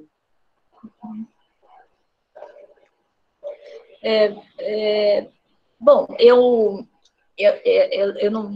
não tenho dados, né, a respeito dessa questão do suicídio dos idosos, né, agora, sem dúvida, né, eu acho que essa questão do desamparo, da perda da dignidade dos idosos na nossa sociedade, né, e dos episódios de maus tratos, né, eu acho que isso é um outro aspecto, né, que tem um peso importante na cultura brasileira, né, na coisa e incrementado novamente, né, pelas ideologias neoliberais, né, e que demandam, né, essa coisa narcísica, né, do sujeito ultracompetente, que acompanha a velocidade de tudo, que de alguma maneira está sempre se superando e etc., né, o ser idoso ou uma experiência do idoso, né, tudo isso perdeu completamente lugar na nossa sociedade, né, diferente de outras culturas, né, em que o idoso tem um lugar de sapiência ou de experiência, né, aqui não, né, e aliás nós próprios temos a experiência, né, como pessoas um pouco mais velhas, de que hoje são os jovens que têm que nos ensinar a circular no mundo, né, a mexer nas tecnologias, o que é Hoje, na hora do almoço, a conversa em casa é qual a diferença entre Instagram, Twitter, WhatsApp. Meu marido perguntava para minha filha de 15 anos, né? Mas outro aspecto que eu queria, então, quer dizer, nós estamos, os idosos, né, vão sendo cada vez mais descartados, né? Acho que tem a ver, né, com esse aspecto de não ter um lugar social, um reconhecimento, uma dignidade, né? E outro aspecto que eu queria trazer é a partir da pergunta do Bruno, né, sobre a questão do ódio, que é uma questão da maior gravidade, né? Porque eu acho que nós estamos, e já antes da pandemia, né, num contexto social de incitamento ao ódio, né? Né, da polarização, né, e de uma licença para a violência, né? A licença para que o ódio também se concretize, né? Não é só uma questão de sentir ódio, que todos nós sentimos, né? Mas pensando naquela questão, né, da psicologia das massas, né, uma espécie de convite ao levantamento, né, das repressões ou dos limites que, de alguma maneira, cada um de nós precisa ter em relação aos seus sentimentos, né? Eu posso sentir ódio, mas não vou sair matando, eu sei que eu não posso sair matando, eu posso encontrar outras linguagens para falar do meu ódio, né? Mas, infelizmente, nós, de algum tempo para cá, já, como eu disse, já era uma sociedade profundamente violenta que encontrou um porta-voz, né? Um porta-voz que libera o uso de armas, estimula o uso das armas, né? Por exemplo, no caso da violência contra a mulher, eu falava de um aumento significativo no período da pandemia, ligado ao confinamento, mas em 2019 esse número já tinha crescido em relação a períodos anteriores, né? Então, sim, assassinato de mulheres, né? Então, um discurso machista, sexista, né? E profundamente violento, né? A ideia de uma identidade masculina que fica atrelada, né? A um comportamento violento tem sido estimulado na nossa sociedade, né? Uma outra questão que eu acho que é importante a gente levar em consideração, a Miriam trouxe, né, dessas situações de grupos sociais, populações inteiras que estão vivendo uma situação de precariedade material enorme, né? Então, é claro que no campo mesmo da saúde mental é preciso estar profundamente atento a isso, né? Diversos serviços de atendimento dirigidos à população têm feito a recomendação de, antes de tudo, estar atentos às condições materiais de vida também, porque há situações extremas, né, que de fato demandam uma atenção, ou tem uma urgência, né, que, na medida das possibilidades, tem que ser pensada, cuidada, né? Enfim, né? Porque é claro que é um fator de risco real, né? Para além das questões psíquicas gravíssimas envolvidas, né? De ansiedade e de depressão, né? Tinha uma outra questão que a própria Tânia tinha colocado, eu queria também falar uma palavra, porque eu acho que um pouco a gente poderia falar um pouco sobre, bom, o que fazer um pouco com tudo isso, e como lidar com todos esses sofrimentos psíquicos, né? Então, a gente fez menção, a Tânia falou... Nós também, lá no Instituto de Psicologia da USP, estamos com um serviço de atendimento também online à comunidade USP, porque a gente não tem pernas para dar conta de alguma coisa maior, embora diversas instituições tenham também oferecido alguns tipos desses serviços, né? E eu tenho visto a importância da existência desses serviços, né? A importância é fundamental, né? Muitas vezes nós temos, e eu estou supervisionando, eu sou uma das supervisoras desse serviço, né? Nós temos visto que o simples fato da pessoa saber que o serviço existe, ela acionar o serviço, ela, de alguma maneira, se inscrever e saber que tem um horário, que vai ter alguém lá para escutá-la, muitas vezes já é extremamente, é vivido como acolhedor, né? E é vivido como um fator de relativa tranquilização. Claro, dependendo de diversos contextos, da situação de cada um, como tanto a Miriam como eu estamos dizendo, são situações multifatoriais, pessoais, familiares, sociais, mas estou falando da importância desses serviços, né, que o enquadre por si só já é um elemento de acolhimento. A pessoa sabe que vai ter um horário para ela, às vezes ela não vem, ela marca com urgência, mas não vem, mas a gente conversa nesse sentido. O fato de que algo foi oferecido, que ela tinha essa possibilidade, por si só, parece que é visto como um cuidado que auxilia, né? E para além da questão da própria escuta, né, que é um elemento que tem sido tão fundamental, né? Quer dizer, e que é alguma coisa que eu acho que é importante, não só do ponto de vista dos serviços, né, uma escuta qualificada, mas o quanto que o que a gente está chamando aqui dessas redes socioafetivas, redes familiares, amigos, é fundamental nesse momento, né? Nesse sentido da possibilidade de escutar o outro, né? Escutar sem julgar, escutar acolhendo, escutar dando uma amostra de que está compreendendo aquilo que o outro está vivendo, uma atitude empática em relação ao outro, né? Eu posso imaginar o que você está vivendo, né? Eu acho que isso por si só cria o que é fundamental nesse momento da gente cuidar, que são os vínculos, né? Então, eu quis falar uma palavra nesse sentido, né?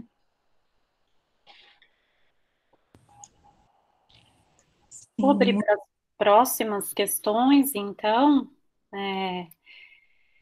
só ia contar alguma coisa, acho que vocês ambas, né, falaram sobre a questão da importância também dos laços tradicionais. Parece que na sociedade atual a gente perdeu a capacidade de respeitar os mais idosos e também de acolher as outras pessoas, né? A Daísa aqui coloca, né, uma questão pessoal, gostaria de perguntar sobre lidar com o luto nestes tempos. Perdi uma pessoa muito próxima nas últimas semanas, de forma trágica, e outras 3 do meu círculo já haviam falecido nos últimos meses. Ou seja, situações além da Covid, mas também impactada por ela, por não poder velar ou rezar uma missa, né, esses aspectos tradicionais que tão importantes que nos norteiam, enterro, missas, tampouco nos confortar de formas mais próximas dos nossos entes, ao mesmo tempo que permanecer nas disciplinas ajuda a habitar a cabeça com outras coisas, ainda é mais difícil me concentrar nas mesmas. E uma outra pergunta da Pietra, em relação à violência doméstica contra a mulher, gostaria de perguntar qual a relação entre aspectos sociais e aspectos psíquicos. Entendo que socialmente estamos inseridos em uma sociedade patriarcal, mas de que forma isso interfere de forma psíquica na vítima e como interfere no agressor e se agrava em um cenário de pandemia e isolamento social? Em relação a essa questão do luto, acho que a Belinda colocou, né, que os ritos todos, né, têm uma importância simbólica, né, para a gente conseguir simbolizar uma coisa que a gente, como Freud dizia, não tem representação, que é a morte, né. Então, o rito do velório, de colocar na nossa sociedade, né, ocidental, colocar no caixão, acompanhar o enterro, ter a missa, o velório, depois o 7º dia, né, e antigamente não era por acaso que as pessoas ficavam lá 1 ano de luto, porque você tem que passar o aniversário da pessoa, o dia dos pais, enfim, todas essas datas, né, a gente conta nosso tempo pelo ano, né, então fica meio em suspenso, né, assim como o Bruno, o outro Bruno que colocou, né, alguém sem uma lápide, sem um atestado de óbito dizendo, né, do que a pessoa de fato morreu, assim, são marcos que ajudam a simbolizar. Então, é mais difícil elaborar dessa maneira, né? Você já na sua colocação, você já coloca uma estratégia que é se envolver com as disciplinas. E aí eu acho que tem uma coisa importante que você está fazendo, que é assim, a função de se envolver com as disciplinas, ela não é unicamente a de ter um rendimento acadêmico, né? Mas é de manter uma conexão, de manter um laço. E eu acho que nesse momento, muito do que está acontecendo em termos, né, disso que a gente está fazendo aqui, né, tocar uma disciplina dessa forma, seja ela qual for, é de manter o senso de pertencimento à instituição e de poder se manter conectado.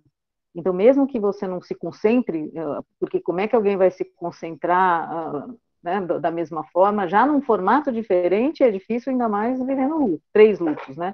Mas serve de conexão. Então, eu acho que é uma coisa importante. Eu vou ser bem breve sobre a questão da violência doméstica, porque eu até acho que a Belinda pode falar disso melhor do que eu. Para mim, né, eu estou envolvida, né, com a criação do Serviço de Atenção à Discriminação Baseada em Gênero e Sexualidade e Combate à Violência Sexual aqui na Unicamp, né? A gente acabou no dia 26 de março, o Conselho Universitário aprovou, e a gente está montando isso, sabe? E a gente está montando, né? Estamos montando esse serviço. Mas então a gente tem lá todo um enquadramento que tem a ver com políticas de combate. Do ponto de vista psíquico, essa relação, né, entre o agressor e a vítima é uma relação bastante complexa, porque a gente tem que levar em conta que existia previamente e existe, às vezes, concomitantemente, uma relação amorosa junto, né? Então, é bem complexo. Isso precisa ser tratado em 2 níveis, na minha opinião. Uma, no nível do combate, da política de combate, e outra no nível da compreensão que cada vítima, né, agressor, ou principalmente a vítima, tem que ter da sua situação e de como ela pode criar, né, um protagonismo, um poder para combater aquilo. No caso da pandemia, me parece que o agravamento tem a ver com o aumento da exposição mesmo, com não ter como sair da situação, né? Mas vou deixar para a Belinda, que ela é mais entendida do que eu nisso.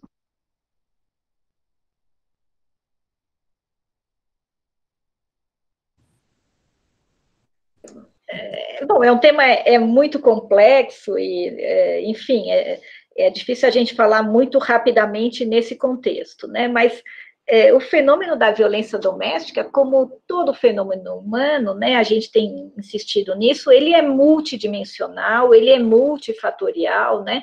Então, de fato, esse elemento, né, vamos dizer, sociocultural, né, o fato de que nós vivemos numa sociedade impregnada, né, de valores patriarcais muito arraigados, né, é um dos motivos fortes, sim, da perpetuação da situação da violência doméstica, da violência contra a mulher, que, inclusive, esses valores são tão arraigados que muitas vezes é difícil, né, tanto para a vítima quanto para o perpetrador reconhecer que se trata de violência, né, porque muitas vezes isso fica tão naturalizado, né, tão banalizado que nem é vivido como violência, né?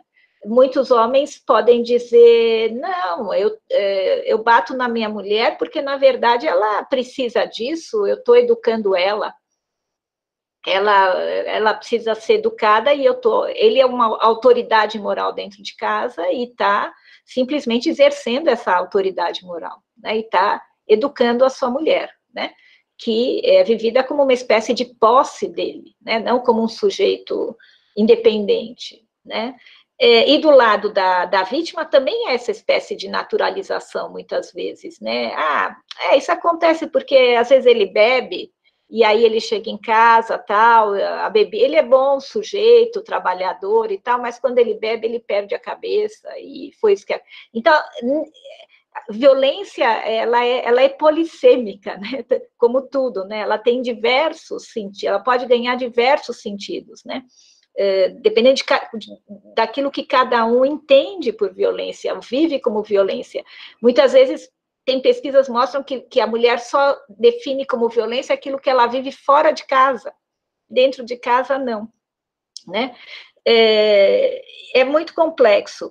Agora, claro que é preciso pensar em outras dimensões, né? Quer dizer, o sentido que essa violência adquire psiquicamente também, né, para cada um dos envolvidos, na medida em que também a violência é uma forma de comunicação, né? Ela é brutal, mas ela ainda é uma linguagem, né? Ela é uma forma de comunicação dos afetos, ela é uma forma, e muitas vezes uma forma de comunicação de experiências traumáticas anteriores, né? Por exemplo, vários estudos mostram que homens que apanharam na infância tendem a bater mais em casa do que homens que não apanharam na infância, né? Então há uma marca de uma aprendizagem de um padrão violento, né? Que é traumático também e que se repete nas sucessivas gerações, né? Esse é um aspecto psíquico importante, né?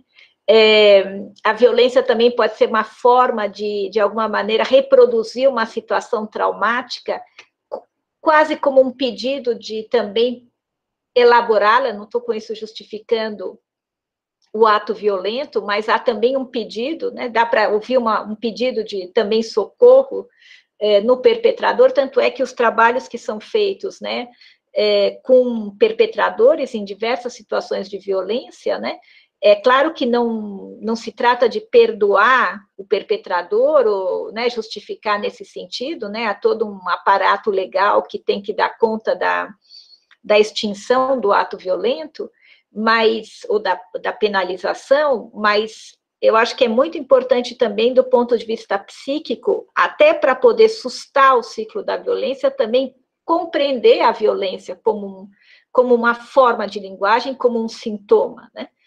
Por exemplo, é muito comum que homens que foram abusados na infância abusem na idade adulta, né?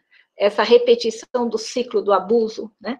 Em que ele, de alguma maneira, faz de uma outra criança a vítima, né?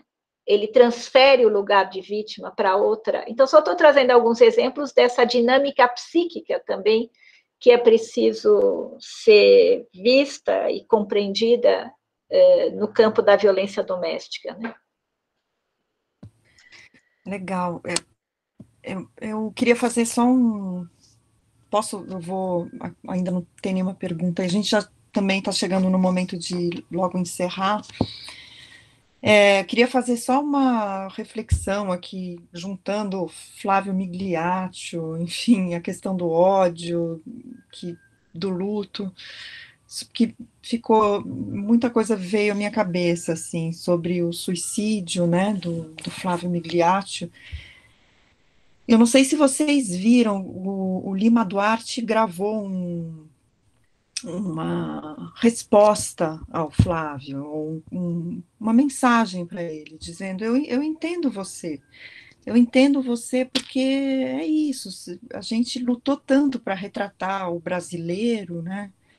E a gente fez disso o nosso ofício, a nossa missão de vida, e aí ele não foi as últimas consequências, na verdade, nessa mensagem que ele deixou, porque aí ele falou da ditadura militar, e agora a gente está vendo, né, essas forças violentas da ditadura, né, ele lembrou de episódio de prisão dele, né, mas eu não pude deixar de pensar, ouvindo a mensagem dele, de que ele estava falando assim, a gente lutou tanto para retratar esse brasileiro, né, mas de alguma forma também tem uma constatação de que esse brasileiro que eles lutaram tanto para retratar é também o brasileiro que colocou essas pessoas no poder, essas que estão aí.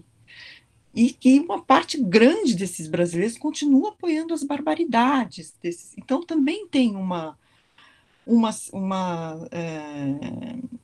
eu me sinto muito perplexa com isso, eu não sei vocês, mas acho que quando foi trazida a questão de como lidar com o ódio, né? Porque não é só o ódio, é isso, é uma perplexidade diante de um fenômeno de massa e também, né? Que a gente não consegue entender e porque daí não é um golpe militar, algo que vem de fora, né? Mas ele foi eleito e tem gente que continua lá indo fazer as manifestações, enfim. Então, acho que a mensagem do Lima Duarte também tem a ver com o luto desse brasileiro que ficava no imaginário, né? Que existe um brasileiro que realmente é lindo de ser retratado e tal, mas também tem esse lado da violência, tem o lado de uma sociedade muito violenta que a Belinda falou, e, enfim, esse brasileiro que se sente representado por isso também que está no poder, né? E aí eu fiquei pensando que a força, né? A gente, nesse grupo aí de estudos, a gente estudou bastante dois livros do Dardot e Laval. Um é A Nova Razão do Mundo, que fala sobre a razão neoliberal, e todas as mazelas, né, que vêm dessa razão neoliberal, como ela corrói os dados de solidariedade e tal. E um outro livro que chama O Comum, né, o Comum, ou uma nova forma de revolução do século XXI, em que eles falam do fazer comum, como lidar com essa racionalidade que nos devasta, assim, né? Como é que a gente se contrapõe? Como é que a gente oferece uma forma de resistência? E eles falam dos comuns, que é o fazer comum. Por exemplo, isso que a gente está fazendo aqui é um comum, né? A gente está criando um espaço de acolhimento, enfim. A Belinda está falando desse texto, o Jair que há em nós. É um texto que circulou, a gente pode pendurar aqui, que ele fala exatamente isso, né, Belinda? É isso que mais nos paralisa e nos causa sentimentos, né? Isso de ver ele chegou pelo voto e ele continua tendo apoios, enfim. Mas os comuns estão assim pensando um pouco. A Belinda perguntou, mas o que fazer, né? Eu acho que fazer esses fazeres, essa ocupação de espaços, né, de espaço em que a gente compartilhe um fazer, compartilhe reflexões, que a gente se acolha, isso é a nossa forma de resistência. E eu acho que é a nossa fonte de saúde mental. Eu vejo isso, acho que é uma força que a gente tem aqui, uma possibilidade muito grande, criar comuns, criar esses espaços. Então, com essas palavras, eu quero agradecer muito vocês, as nossas duas convidadas. Depois, claro, você fala também, mas eu quero agradecer muito por vocês, as nossas convidadas, e ao grupo que está aqui integrando esse comum e fazendo esse comum, porque essa é a nossa forma de resistência, e é assim que a gente vai preservar e construir, né, preservar nossa saúde mental e construir uma sociedade mais na direção que a gente quer. Tá bom? Muito obrigada às duas convidadas.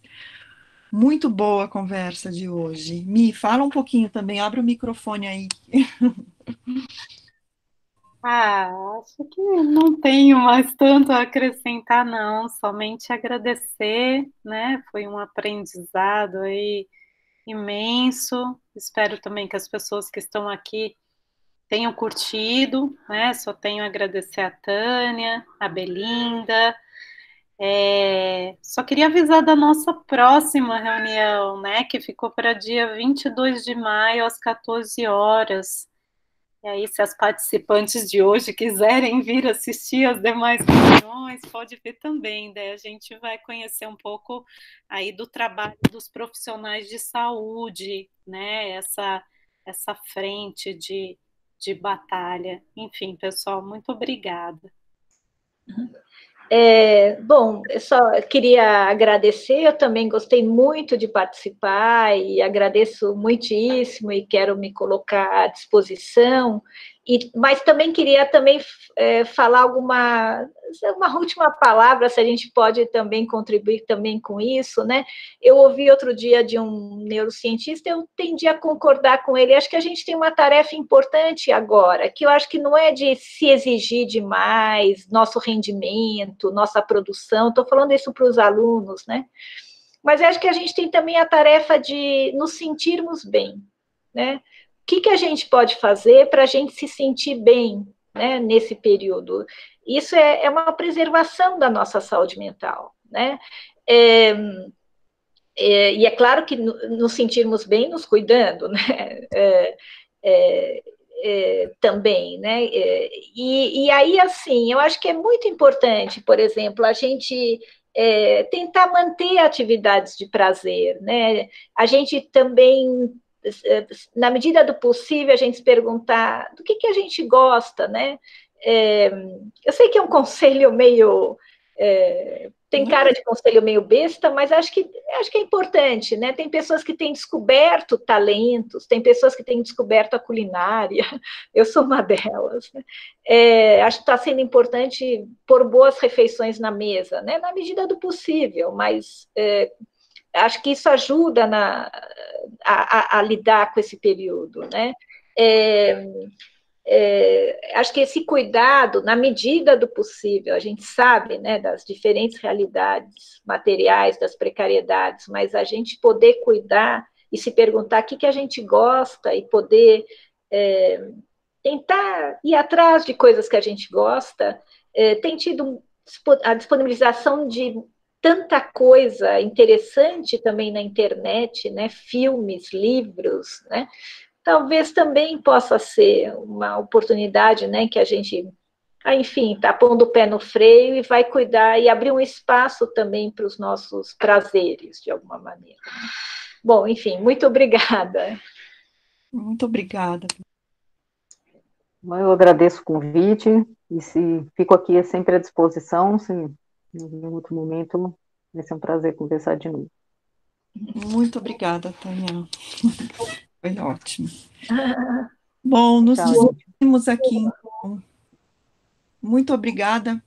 Beijos a todos. Beijos. Todas. Tchau. Beijos. Prazer, Tânia. Prazer, Belinda.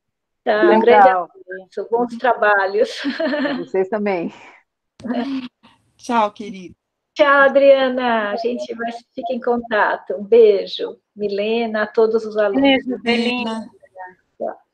Beijos, queridas. Beijo.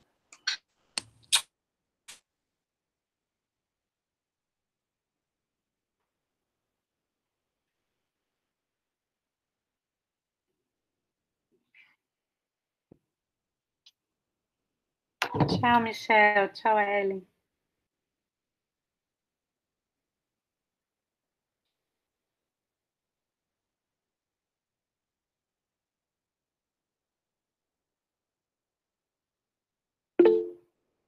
Tchau, Gabriela. Tchau, Bruno. Obrigada.